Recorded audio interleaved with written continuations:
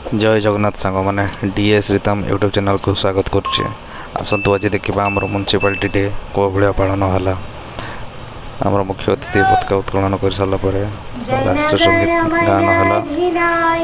जय हे भारत भाग्य विधाता, पंजाब सिंधु गुजरात मराठा द्राविड़ उत्कल वंगा, विंध्य हिमाचल यमुना गंगा उच्छल जलधि तरंगा, तब शुभ नामे जागे तब शुभाशिष मागे, गाहे तब जय गाथा जनगण मंगलदायक, जय हे भारत भाग्य विधाता, जय हे जय हे जय हे जय जय जय जय हे।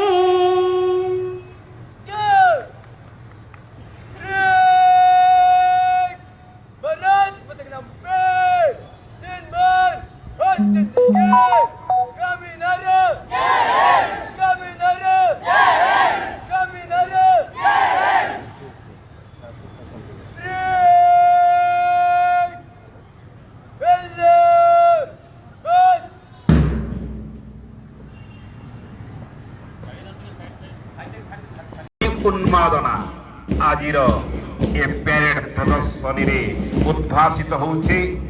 ट्रुप परिदर्शन अच्छी आजिर मुख्य अतिथि मान्यवर सांसद वैरभान श्रीयुक्त नवचरण माझी महोदय प्रथमे अभिवादन ग्रहण करिवे। Rairangpur high school NCC air wing troop जी आज पायलट ट्रुप भाव अंशग्रहण करिसेंती ए चित्ताकर्षक पेरेड रे वर्तमान अभिवादन प्रदान करुछंती government SSC girls high school रो कैडेट्स मान प्रदर्शन पूर्वक संस्थान मुद्रा रे अभिवादन प्रदान करिसेंती। एपरे मुख्य अतिथि ए पताका मंच आडकु ए पताका जाति उद्देश्य रे पिलांक उद्देश्य रे स्वायत्त शासनर भूमिका उपरे पिला मानंकु अभिभाषण प्रदान करिबा पई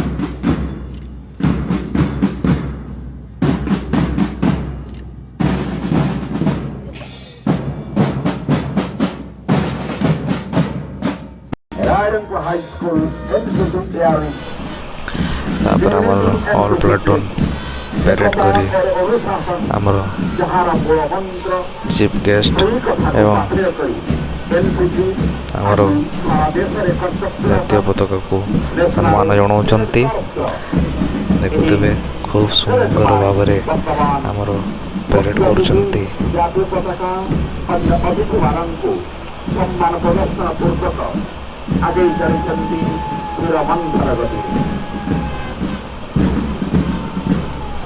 परवर्ती समय Rairangpur high school SSC girls high school government SSC girls high school cadets माने सुंदर भाव प्रदर्शन पूर्वक यही भाया गोटे पर गोटे प्लाटून आमर मुख्य अतिथि को जातीय पताका सम्मान जन आग को बढ़ी चलती। यहाँ आप देखिए कुनि कुनि पिला माने को बढ़िया पेरेड कर देखो। अभिवादन ग्रहण करुछंती मुख्य अतिथि नवचरण माझी महोदय एवं अन्य अतिथि माने सरस्वती शिशु विद्या मंदिर वर्तमान पताका सब पिला पेरेड कर सारा पर आमर मयूरभंज सांसद आमर मुख्य अतिथि श्रीयुक्त नवचरण माझी सर तांकर किछि महत्वपूर्ण समय दे किछि पद दुई पद कथा कहले।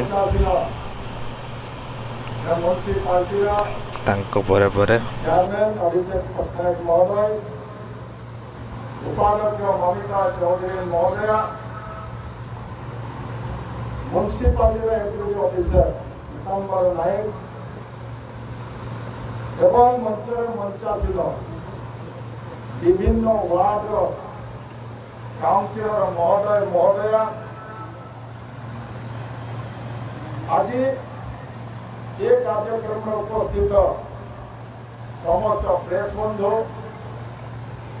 ମିଡିଆର ତାଙ୍କ ପରେ ଆମର ମ୍ୟୁନିସିପାଲିଟିର ଚେୟାରମ୍ୟାନ୍ ଯିଏକି ଶ୍ରୀଯୁକ୍ତ ଅଭିଷେକ ପଟ୍ଟନାୟକ, ଯାହାକୁ ଆମେ ପୁପୁନ ଭାଇ ଡାକିଥାଉ, ସିଏ ତାଙ୍କର କିଛି ସମୟ ଦେଇ ତାଙ୍କର ମନ୍ତବ୍ୟ କିଛି କହିଲେ।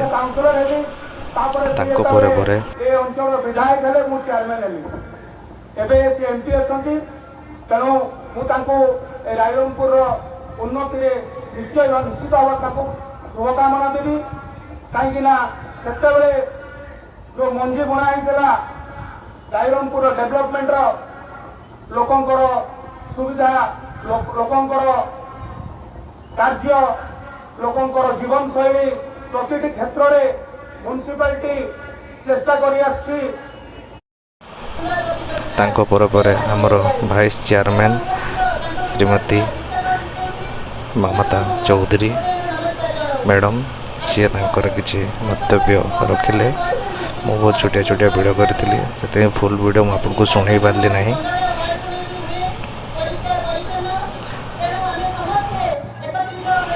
ଏହି ମ୍ୟୁନିସିପାଲିଟି ଡେରେ ଆମର ଗୋଟେ ମ୍ୟୁନିସିପାଲିଟିରେ ଥିବା ହାଟ ବନ୍ଧ, ବହୁତ ପୁରୁଣା ବନ୍ଧ, ଇଏ ବଡ଼ ବନ୍ଧ ଥିଲା, ଏହାକୁ ଇନୋଗ୍ରେସନ୍ କରାହେଇଛି, ବହୁତ ବଢ଼ିଆ କରାହେଇଥିଲା। ତାପରେ ଏଥିରେ ବୋଟିଂ ଆରମ୍ଭ କରାହେଇଛି ଆଜି ପାଖରୁ। ଯେଉଁମାନେ ବି ବୋଟିଂ କରିବା ପାଇଁ ଚାହୁଁଛନ୍ତି ଆସିକି ଏଥିରେ ବୋଟିଂ କରନ୍ତୁ ଆଉ ମଜା ନିଅନ୍ତୁ। ଆମର ବୋଟିଂରେ ଆଜି ଉଦ୍ଘାଟନ କଲା ପରେ ପ୍ରଥମ ଥର ପାଇଁ ବୋଟ୍ରେ ଯାଇଛନ୍ତି ଆମର ସାଂସଦ ଶ୍ରୀଯୁକ୍ତ ନବଚରଣ ମାଝୀ ସାର୍, ଆଉ ତାଙ୍କ ସହିତ ଅଛନ୍ତି ଆମର ଚେୟାରମ୍ୟାନ୍ ଅଭିଷେକ ପଟ୍ଟନାୟକ ପୁପୁନ ଭାଇ, ଆଉ ତାଙ୍କ ସହ ଅଛନ୍ତି ଆମର ପ୍ରତ୍ୟେକ ୱାର୍ଡ଼ ମେମ୍ବର, କାଉନସିଲର।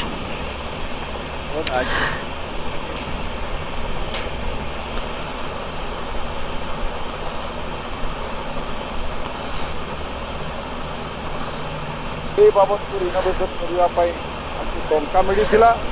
ତାପରେ ଆମର ନବ ସାର୍ କିଛି ବାଇଟ୍ ଦେଉଥିଲେ, ଯେଉଁଠିକି ମୁଁ ତାଙ୍କର ଭିଡ଼ିଓ ଟିକେ କରିଦେଇଛି, ତାଙ୍କ ବାଇଟ୍ ଶୁଣନ୍ତୁ। ଖୁବ୍ ବଢ଼ିଆ ବାଇଟ୍ ଦେଇଛନ୍ତି। ଆସିକି ଏଠି ଲାଗିଗଲାଣି। ସମସ୍ତେ ଆଜି ପାଖରୁ ଏ ଯୋଉ ଉଦ୍ଘାଟନ ହେଲା, ଆଜି ପାଖରୁ ସମସ୍ତେ ତାଙ୍କର ଯୋଉ ଟଙ୍କା ଦେଇକିରି ବସିବା କଥା ସେମାନେ ବସିବେ, ପେଡେଲରେ ଯୋଉମାନେ ବସିବେ ସେଟା ସେମାନେ ମଧ୍ୟ ବସିପାରିବେ। ଏବଂ ଏ ଗୋଟେ ଇନକମ୍ ସୋର୍ସ, ମ୍ୟୁନିସିପାଲିଟିର ଗୋଟେ ଇନକମ୍ ସୋର୍ସ ତିଆରି ହେବ ଏବଂ ଯାହା ମାନେ ଆମର ଟଙ୍କା ବର୍ଷକୁ ଆସିବ ମ୍ୟୁନିସିପାଲିଟିର ବିକାଶ କାମରେ ଲାଗିବ। ନବଚରଣ ମାଝୀ ସାର୍ ଯେତେବେଳେ ବାଇଟ୍ ଦେଇ ସାରିଲେ, ତାପରେ ଆମର ପୁପୁନ ଭାଇ କିଛି ବାଇଟ୍ ଦେଲେ। ପୁପୁନ ଭାଇ ବହୁତ ବଢ଼ିଆ ବାଇଟ୍ ଦେଇଛନ୍ତି। ଆଉ ପୁପୁନ ଭାଇ ଚେୟାରମ୍ୟାନ୍ ହେଲା ପରଠୁ ମ୍ୟୁନିସିପାଲିଟିରେ ବହୁତ କିଛି କାମ ହେଇସାରିଲାନି, ସେଥିପାଇଁ ପୁପୁନ ଭାଇକୁ ଧନ୍ୟବାଦ ଜଣାଉଛୁ। ମୁଁ ସବୁବେଳେ ଟାର୍ଗେଟ କରିଥିଲି କେମିତି ଆମେ ଯେହେତୁ ଗୋଟେ ବହୁତ ବଡ଼ ଏରିଆ ଅଛି, ଆଉ ଏ ବନ୍ଧ ବି ବହୁତ ବଡ଼ ବନ୍ଧ, ଆଉ ବହୁତ ଇରିଗେସନ ପ୍ରକଳ୍ପ ବି ଏହା ଦ୍ୱାରା ବହୁତ ହଉଛି। ତେଣୁ ଆମେ ଚିନ୍ତା କଲୁ ଯେ ଏତେ ଜାଗା ରହିଛି, ଏତେ ବଡ଼ ପ୍ରପର୍ଟି, ୟାକୁ କେମିତି ଗୋଟେ ଆମ୍ୟୁଜମେଣ୍ଟରେ ଆମେ ତାକୁ ଚେଞ୍ଜ କରିବା, ରୂପାନ୍ତରିତ କରିବା। ତା ସାଙ୍ଗରେ କିଛି ଆମର ରେଭିନ୍ୟୁ, ଯେମିତି ଆମର ଯୋଉ ଟାର୍ଗେଟ ଥିଲା ଯେ ମ୍ୟୁନିସିପାଲିଟିର ରେଭିନ୍ୟୁ ଆମର ଏତେ ବଡ଼ ମ୍ୟୁନିସିପାଲିଟି ନୁହଁ, ଛୋଟ ମ୍ୟୁନିସିପାଲିଟି। ତେଣୁ ଏମିତି କିଛି ପ୍ରକଳ୍ପ ହେଲେ ଆମେ ନିଶ୍ଚିତ ଭାବରେ କାଲି ରେଭିନ୍ୟୁ ବି ଜେନେରେଟ୍ କରିବା, ତା ସହିତ ଲୋକମାନଙ୍କ ପାଇଁ ବି ଆମେ କିଛି ନୂତନ ଯୋଉ ଗୋଟେ ମଡରେଟ୍ ସିଟି ଭଳିଆ ରାଇରଙ୍ଗପୁର ଯେମିତି ରହିବ ଆମେ ଆଶା କରୁଛୁ। ତେଣୁ ସେଇ ଦୃଷ୍ଟିକୁ ତାକୁ ଆମେ ରଖିକି ଆଖି ସାମ୍ନାରେ ଆମେ ପ୍ରଥମ ତ ବଡ଼ ବନ୍ଧ ଯୋଉଟା କହୁଥିଲେ ଆପଣଙ୍କୁ, ଏମ୍ପି ବି କହୁଥିଲେ ଯେ ଆମ ରିନୋଭେସନ ବନ୍ଧ ରିନୋଭେସନ ପାଇଁ ଯେତେବେଳେ ରାଜ୍ୟ ସରକାର, ତତ୍କାଳୀନ ରାଜ୍ୟ ସରକାର ସେତେବେଳକୁ ପଇସା ଦେଇଥିଲେ, ତାଦ୍ୱାରା ଆମର ରିନୋଭେସନ ପ୍ରକ୍ରିୟାଟା ଯୋଉ ହେଇଗଲା ପରେ ଆମେ ଟାର୍ଗେଟ କଲୁ ପଛଆଡ଼େ କିଛି ଆପଣ ଦେଖୁଥିବେ, ପଛଆଡ଼େ ଟୋଟାଲ 12 ଏକର ଜମି ଅଛି। ଆମେ ଚିନ୍ତା କଲୁ ସେ ଜମିକୁ ବି ଆମେ ସଫାସଫି କରିକି ତାକୁ ଆମେ ଟାର୍ଗେଟ ରଖିଲୁ ଯେ ଏଇ ଜମିରେ ଆମେ ଗୋଟେ, ଆପଣ ପ୍ରେସିଡେଣ୍ଟ ନିଜେ ଆସିକି ଏଠି ଆପଣ ଦେଖିଥିବେ ଯେ ତିରଙ୍ଗା ପତାକାକୁ ଏଠି ଉଦ୍ଘାଟନ କରିକି ଯାଇଥିଲେ। ତ ତେଣୁ ଆମେ ବୋଟିଂ ପ୍ଲସ୍ ଆମେ ଟାର୍ଗେଟ କରୁଛୁ ସେ ପଛ ଜାଗାରେ ୱାଟର ପାର୍କ, ଆମ୍ୟୁଜମେଣ୍ଟ ପାର୍କ, ତା ସହିତ ଆମର ଗୋଟେ ମ୍ୟାରେଜ ଡେଷ୍ଟିନେସନ ପଏଣ୍ଟ ମଧ୍ୟ ପଛରେ ରଖିବୁ। ଏ ହୋଲ୍ ଏରିଆକୁ ଆମେ ଗୋଟେ ଲୋକଙ୍କ ଆମ୍ୟୁଜମେଣ୍ଟ ପାଇଁ ଆମେ ବଡ଼ ବନ୍ଧକୁ ପୁରା ଉପଯୋଗ କରିବୁ, ଯାହାଦ୍ୱାରା ଲୋକଙ୍କ ପାଇଁ ମଧ୍ୟ ଗୋଟେ ମାନେ ଯୋଉ ଆମ୍ୟୁଜମେଣ୍ଟ ପାଇଁ, ଲୋକଙ୍କ ଏଣ୍ଟରଟେନମେଣ୍ଟ ପାଇଁ ଗୋଟେ ସୁଯୋଗ ମିଳିବ।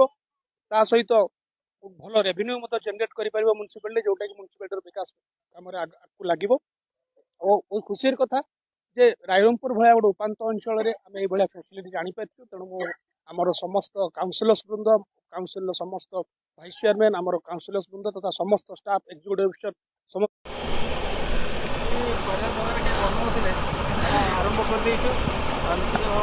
ଆମେ ବି ବୋଟିଂରେ ଟିକେ ଚାଲିଗଲୁ ମଜା ନେବା ପାଇଁ।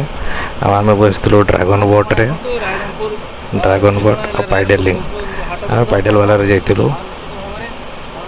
ଏଠି ଗୋଟିଏ ମେସିନ୍ ବୋଟ୍ ଅଛି, ଯେଉଁଠିକି ଲମ୍ବା ବୋଟ୍ଟେ ମେସିନ୍ର, ଆଉ ଗୋଟେ ହେଉଛି ଆଉ ପାଇଡେଲ୍ ବାଲା ବୋଟ୍ 3-4ଟା ଅଛି। ପାଇଡେଲ୍ ବାଲା ବୋଟ୍ ଯେଉଁଥିରେ କି ତୁମେ ନିଜେ ପାଇଡେଲ୍ ମାରିବାରେ ଯିବ, ଆଉ ଭଲ ଲାଗିବ ବୁଲିବା ପାଇଁ। ଆମ ସାଙ୍ଗରେ ଥିଲେ, ମୁଁ ଥିଲି, ମୋ ସାଙ୍ଗ ଜଣେ ଥିଲା, ଆଉ ଗୋଟେ ଛୋଟ ଭଉଣୀଟି ଆମର ଥିଲା, ଆଉ ଆମ ସହିତ ଜଣେ ମେଘା ଭାଇ ବୋଲି ଥିଲେ, ସେ ତାଙ୍କର ଲାଇଭ୍ ଚଲେଇଥିଲେ ନ୍ୟୁଜ୍ର। ଆମେ ବହୁତ ମଜା ନେଲୁ।